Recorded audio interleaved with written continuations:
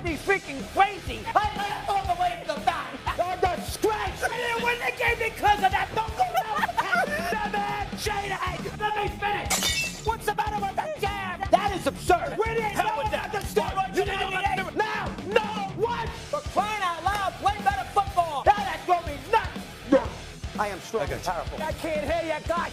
They took my headset off. Strike me down. Strike me down. I'm worried about your blood pressure. That bothered me. Oh, I'm strong and powerful. It's Wednesday, doggy. Yes. You ready? You feel good? I got new audience here. I got Yeah, you do. Got audience. Yes, you do. Let's I got go. Stephen A. All right, here we go now. I got 3 good ones. Number 1, I watched a million college basketball games. 16 last Thursday, 16 Friday, 8 on Saturday. And then you watch all the games. I had them on. And then Sunday, you're dying to get through it by 6, 7 o'clock, take a little blow. God, I've watched enough college basketball. In the old days of CBS, all the games and the first weekend on that Sunday were over by 60 minutes at 7 o'clock. But because TNT doesn't have anything to show at night, and they don't want to go up against golf tournaments or anything else, they staggered it. So, in other words, you've watched nothing but college basketball. Let's see, 16, 16, 32. You've watched 42 basketball games, and then all of a sudden at midnight, Sunday at 6 o'clock, you got 6 more games to watch. The Arizona-Oregon game in Seattle ended at 12:30 at night on a Sunday when they've done nothing but show you college basketball for 4 days. I've had enough. It's absolutely ridiculous. TNT, put the games out in the afternoon. Let's go to the finishes. They won't because they have nothing to show you at night with lousy TV ratings. And they figure they put sports at night to be in good shape. Instead, everybody goes to bed by 9, 10 o'clock who likes the tournament. And you're sitting here all bed. It's ridiculous. Arizona, Oregon. And Arizona plays Sunday night. And then they're playing Thursday in Seattle. In New York against Duke. Which also isn't fair. Oh, it drives me crazy. The TV schedule with TNT with the NCAA tournament are never ready. Number 1. You can't argue it.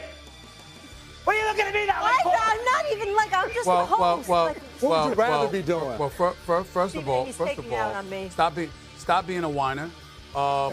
Most days you don't have to work until the afternoon, which means you can afford to stay up late. There's a lot of people who can.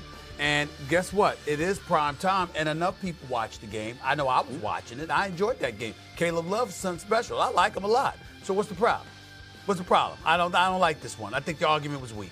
Oregon, which hurt me. What would you rather be doing with your time? Was there something else that you were missing out on? I want to read a book. I want to relax. Milk and cookies. Hit the sack early. He likes puzzles, and he likes to watch the same movie. Milk and we cookies. know what movie you want. Milk and cookies. Complete unknown. Milk and cookies? Complete unknown. I love it. All right, that's number 1.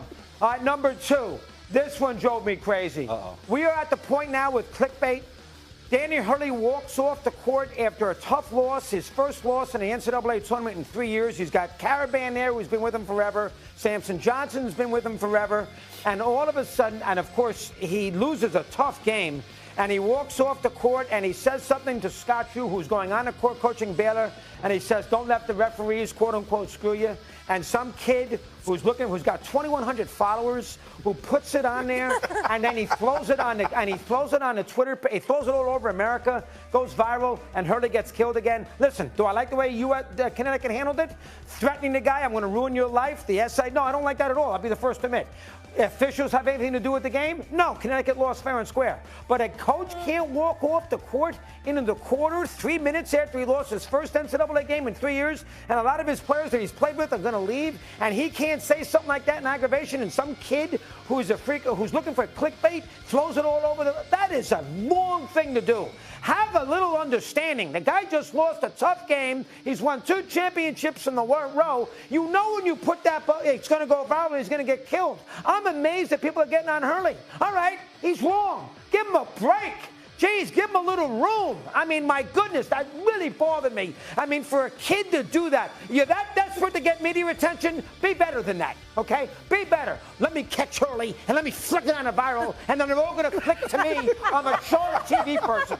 Oh, that drove me crazy. Hurley, I'm not making Hurley out to be an angel, and I didn't like the way UConn handled it. But the whole thing began because that kid was looking for clicks. Drove me crazy. I co-sign. That's number 2. Bobby Hurley's a treasure to college basketball. Danny Hurley, but okay. Yeah, Danny Hurley. You guys agree with Bobby's this? a treasure, too. Bobby's a treasure, too. I'm with you on this one. I'm with you all the whole time, the whole way. You like that? Yeah. Did his followers go up from that 2,100? Yeah, I'm sure it did. Okay. Stevie, let me hear your thoughts. I didn't have a problem with him to begin with.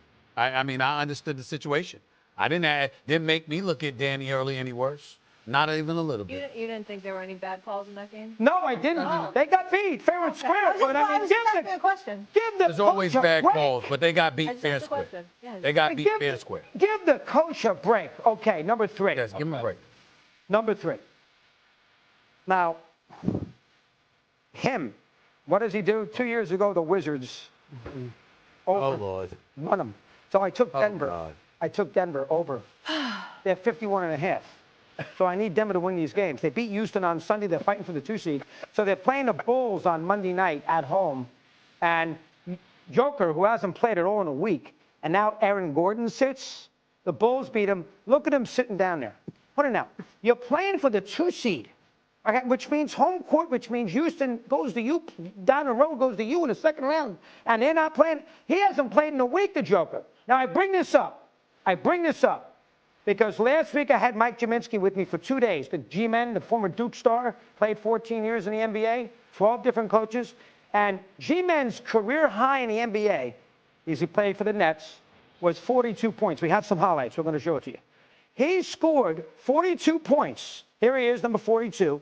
That's Walton 5. Yes. This is against the Celtics. Okay? Now you're going to say, why is he showing me this? I'm going to tell you why I'm showing you this. This game was on April 8th, 1986. Oh. You know what the Celtics record was at the time of this game? 65-15. There were 2 games to go in the season. 65-15. They were playing for nothing. Bird, 37 minutes. Harris, 34 minutes. McHale, 31 minutes. And Bill Walton, with bad feet, 23 minutes. They were 65-15. And that Celtic front line played in a game that meant nothing. They won the NBA championship that year, of course, because they beat Houston in the finals. That front line played. And here it is this Monday night. I got Joker and I got freaking Gordon. I got a calf management. Are you kidding me? When you're playing for the 2 seed and you're making $40 million a year, Bird wasn't making $40 million a year. Noah's Walton, Noah's Parrish, and Noah's McHale. That's basketball. LeBron, next time you're going to go kill 70s and 80s, go take a look at that video. That's the greatest front line in the history of the National Basketball Association. And they're playing against Jaminski and the Nets. The Nets! At 65-15. That's the NBA. Like, I know it. You can't disagree with that. Who cares how many? Oh, Who cares how many minutes they played in 1986? When should we just stop the games? Like, when did it get bad? I'm just playing a game that doesn't mean anything. 40 minutes and Jokic is sitting there not playing. Good for them. Stephen A., I asked him earlier, is there anything good about today's NBA? And he said Steph Curry shooting. What is your take, Stevie? What is your take? Doggy, I think that if you're going to make these points, which are valid, Jokic is not the one to do it with. He's suffering an ankle injury. He's recovering from it. That's number 1, okay? Number 2, whenever we've talked about load management or anything like that, we've lamented it over the years. He is not a name that we've brought up. I'm just looking at him. This is his career. You see how many games guys missed throughout their careers. In his career, 80, 73, 75, 80, 73, 72, 74, 69, 79. I'll give you that. He misses games when he's hurt. He doesn't miss games to get rest. I'll give you that. So that's something to consider. I'll give you that. That's a good one. Maybe I used the wrong example. But you Wrong get example. the point. You I get the point. Steve, But you used the wrong example. 65-15 and If you're going to give us a Mike Jaminski recall from 1986, you can't sit up there and use it to knock Jokic and today's players. You can't do that. Not Jokic. And I love Joker. You probably.